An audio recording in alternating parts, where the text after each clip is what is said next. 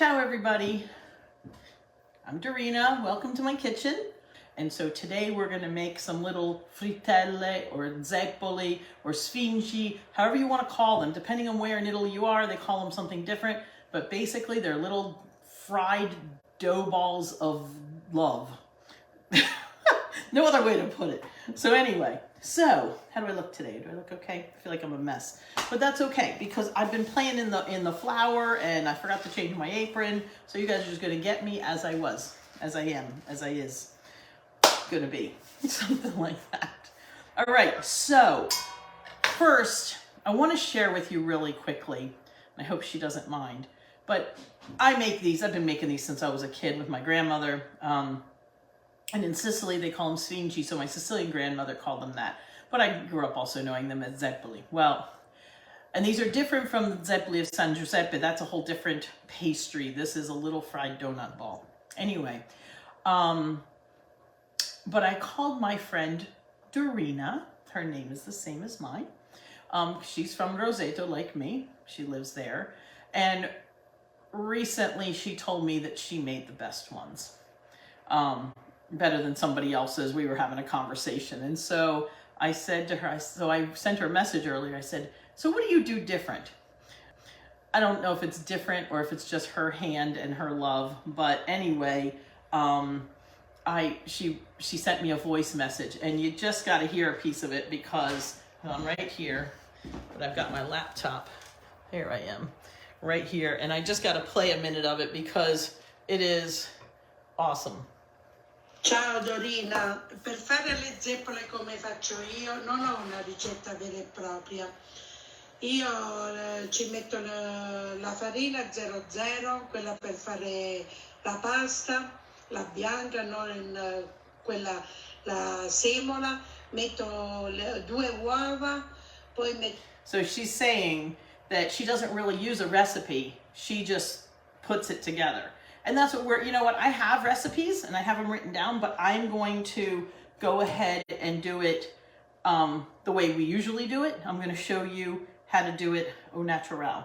So she does, you know, she has her flour. She said uses the 00, which is just a, you know, a refined flour. You can use a bread flour. You can use a regular all-purpose flour. It's fine.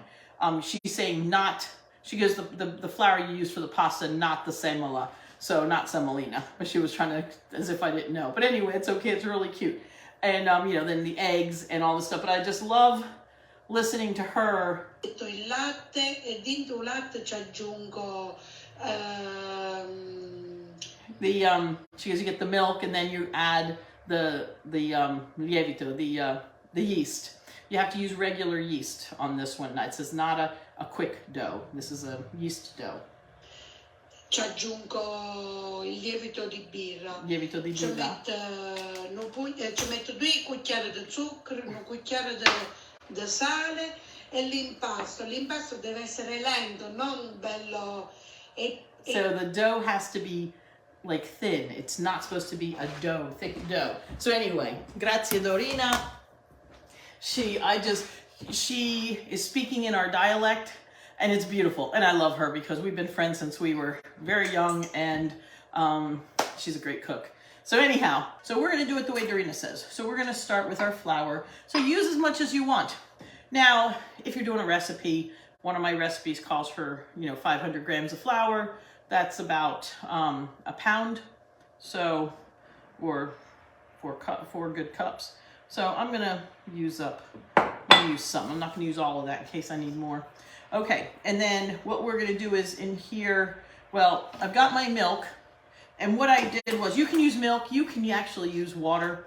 And you're going to mix your sugar. I'm not going to put too much sugar in, just a little bit, a couple spoonfuls of sugar. So you're going to put your yeast in your milk, okay? And let that, just a spoonful. And just stir this up with the milk. Now, this milk, I warmed it up and then let it cool a little bit, so it's just basically lukewarm. You don't want it to be hot. And you can do it cold, it just takes longer. Okay, so that's all stirred up. We let that sit for a minute. Now, the thing with the salt, you never mix yeast and salt because salt will kill the yeast. That's why you got to get everything kind of mixed up first, and then you add your salt. So now I'm going to add 2 eggs in here. 1, and of course drop the shell in there, and 2. So 2 eggs. Now, is there a rule if I'm using more flour, should I use more eggs? A couple eggs is all you need. If you're going to do a whole bunch, maybe throw a 3rd egg in. But this is the way you do it, because really, truly, this is, as long as you end up with a dough that is risen, it's going to work. Okay, so these babies I'm going to put over here because those are for the oil. And here's my mix. I'm not going to mix the eggs in here yet because they're going to get lumpy. So basically, I'm just going to start mixing my yeast. It's already starting to bubble, and I used some of it earlier. So I'm just going to start mixing this up and just add as much liquid as I need to make a thinnish kind of dough. You don't want it to be thick. And now I can add my little pinch of salt, just pinch. Okay, and we're just going to mix it up.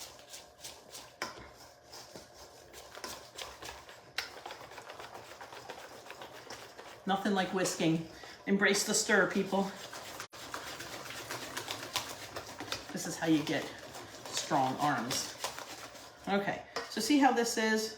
It's a nice, this is how you want it. Nice liquidy, but it's still thick. It's like a thick, how can I compare it? It's a thick pancake batter.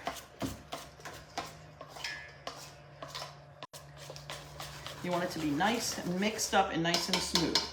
Okay, so now we're just going to take this and we're going to cover it with, actually I've got a clean towel over here. We're going to cover it with a towel and we're going to let it sit for about an hour or so, and it's going to double, okay? Oh, now watch the magic. Doo-doo-doo-doo. Oh, looky, I have dough. Okay, so now, I did this earlier. I did a little more than that batch, but look how big and fluffy it is. Look at this. Whoop. Okay, so I am gonna kind of puff it down just a smidgen, but let me put my oil was getting really hot, so I turned it down. Okay. So all you do now I'm going to tell you the other things to have ready. So behind me, I have a bowl of granulated sugar, a bowl of powdered sugar, and a bowl of cinnamon sugar. Everybody does it different. It's up to you how you want them to be. I think the most typical is, depending where you're from, is you know, if you're from Naples, I think most of the Napolitan people I know use the powdered sugar. My grandmother used to use more of the granulated sugar, but she did sometimes both. I always did both. My kids liked them both, and I kind of like the granulated better. But then the powdered is so good too. And then cinnamon sugar. Hey, if you're going to have something sugary, might as well add some cinnamon to it, make it taste yummy, and it makes it healthier. How many of you know that cinnamon is really good for your blood sugar? It helps your body utilize insulin. So, you know, just for the heck of it, thought I'd share that with you. All right, so we're gonna get a nice spoonful here. Maybe not, let's see. There we go. We're gonna just drop it in the oil. It's nice working with 2 spoons sometimes because it helps you, you know, get it off the spoon without sitting there making it drippy and long. There we go. Ooh, they're poofing up like beautiful. So these, when you do it like this, nice and liquidy, they fluff up. I'm going to show you one I did already. They get all poofy, and they're poofing up really beautiful here right now already. And you just want to turn them over. You never want to put too many in the oil at a time because you know, it actually cools the oil, and you don't want that because you want your oil to stay at temperature, because when the oil cools and they take longer to cook and then they soak up more oil. When the oil's nice and hot, then everything cooks at the right time and it cooks quickly on the outside and makes that nice little crust, and then it doesn't soak up too much oil, so they're really nice. All right. Well, that's a big fat one. Okay, here's a little fat one here that looks like a turkey. Okay. I love when they come out. Oh, that one looks like a chicken, look. Whoops, I better not play with the chicken. If they're still feeling a little heavy, that means they're still wet in the middle. As they cook, they actually get lighter. Isn't that crazy? Okay. And you can decide on how big you want to make them. If you want to make them with small spoonfuls, you can get a teaspoon and make little ones, you know. Now, in some parts of Italy, and I know in Roseto, they often make these savory without putting them in sugar. They just do them like this and serve them just as they are, almost like it's a roll, like side dish for dinner. So you can do that as well. Now, I'm going to do something else. Sometimes, actually, while these are still warm, I'm going to go ahead and throw these in, put them in some sugar. You know, the other way you can do it, which the kids always found fun, is you can get, like they do them at the Italian festivals here, is, let me turn these over. Oh, there we go. That one's done. Nice and light. Like Dorina said, the other Dorina, that these come out nice and fluffy like a beignet. Turn this down a second. So we got some in the powdered sugar. So what's fun sometimes, if you get like the brown lunch bags, and then you fill them with some of the sugar, put a couple of these in here and you shake them up, that's always fun. They do, the sugar sticks better when they're warm. So, you know, do it in batches and then, or have somebody helping you and roll them around and put them on your tray. So there's my powder, there's my sugar, here's my cinnamon sugar. So why don't you tell me while you're watching here, tell me, what did they call these where you, in the part of Italy, if you're Italian, what part of Italy you're from, and what they called them? Are you Sicilian? Do you familiar with sfinci? Are you familiar with zeppole, frittelle, other names? Okay, here we go, one more. Woo! This is fun. Now, these are best served warm, or at least within the next, even if, or just cooled. Oh, you know, this is they're so good. They're nice and light and fluffy. Now, I will tell you, forks, get yourself a long fork. They work so much better when you're frying things, to flip things over. Tongs sometimes work, sometimes don't. Or they're too big and you're smushing things. Oh, I like my skinny tongs. Of course, I get these in Italy. But I did find some on Amazon, so they're on my page. They're not exactly the same, but they're close. Come on, turn it. There we go. You know, sometimes they get like a bump on one side and they don't want to, they keep turning over the other way. That one looks like a frog. I love, it's like looking at the clouds and seeing what shapes you see in the clouds. I look for shapes in my zeppole. All right, so we're gonna take these out and put them on the paper towels here. Now you gotta play with your heat. You don't want them to be so hot that they get burnt, but you don't want it to be so cool that they slow down. I don't know temperatures. You know what? This is just cooking the way you're supposed to be cooking from the heart. So, did you see how we just threw it together? Flour, enough milk, you know, teaspoon of yeast. Of course, if you're gonna make tons of them, like Dorina was telling me that they made 15 kilos of flour the other day's worth of these. So 15 kilos, wait, was it 15? I think she said 15 kilos. So that's 30 pounds of flour. They made them for a big event in town, so they made lots of them. And you know, that's what they do over there. They get together and they do stuff. It's cool. And you don't need to, right, these ones are hotter. Whoop. You don't need to like they don't need to be drenched in sugar, just enough to give them a little sweetness on the outside. Because, you know, these are meant to be things that you can have a couple of, and if you don't make them too sweet, then, whoop, then no, that was hot. And then, you know, you can have a couple more. And there we go. And we have 3 different flavors: plain granulated sugar, cinnamon sugar, and powdered sugar. We have a nice plate of zeppole. I'm not going to lean this too far over. I don't want them flopping out.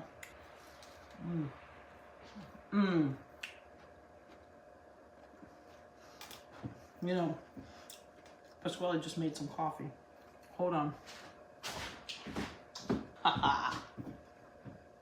Little bit of, he just made this. just before I went on, so it's still nice and hot.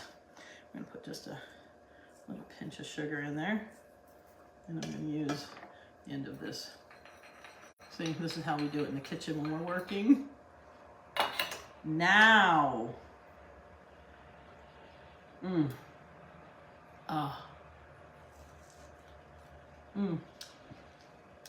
yum. Oh, I like my cups, got a little face on it. On the inside, they got little words. This one says "oofa." Oh yeah, oofa, or something.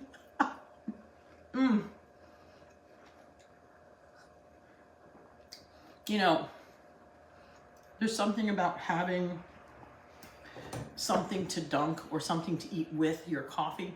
And it's nice to have these kinds of things, like something like this. Now you noticed in that big giant bowl, we had just maybe a couple tablespoons of sugar.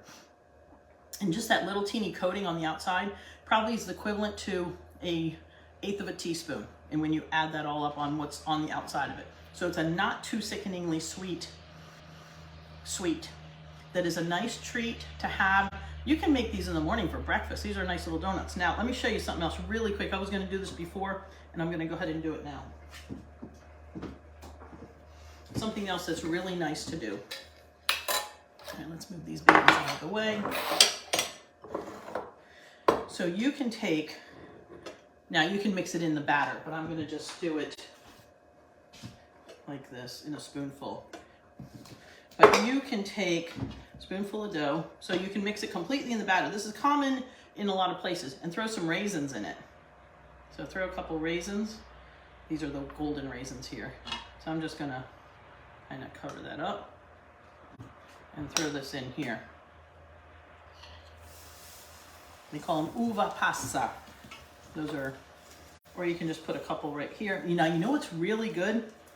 Something different that I've done before is get one really nice fluffy grape, nice crunchy, crispy, firm grape, and put it in the middle. Just stick it in the dough and then take a spoonful around the grape and put it in there. Just make sure they've cooled off before you've eaten them, because otherwise that grape is really hot.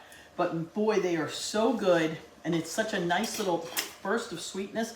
On those, sometimes I would even put less sugar or no sugar on the outside. Oops, this one there we go. Right there. Burned I left one raisin on the outside that got a little dark. But anyway, throw a couple raisins in them. That's really yummy. You could throw any kind of piece of fruit, a blueberry, and you can just put them in the middle, and it's really, really a nice little change up to the treat. Anytime that you have extra little pieces floating around every now and then, clean your oil and get those little pieces out so they don't burn up and then attach themselves to your nice, neat little zeppole. Buon appetito to you all. I'm going to leave you to be thinking about what I'm doing, and hopefully you'll follow the recipe and just make some. Now, I am going to tell you another quick secret. I'm sorry, I had to. If you're ever in a hurry, because this, you do need to let it rise to double. It can take an hour. Some people let it rise like 4 hours. I don't know. An hour's good. But if you're ever in a hurry, you can do these. You can make zeppole with like a quick dough.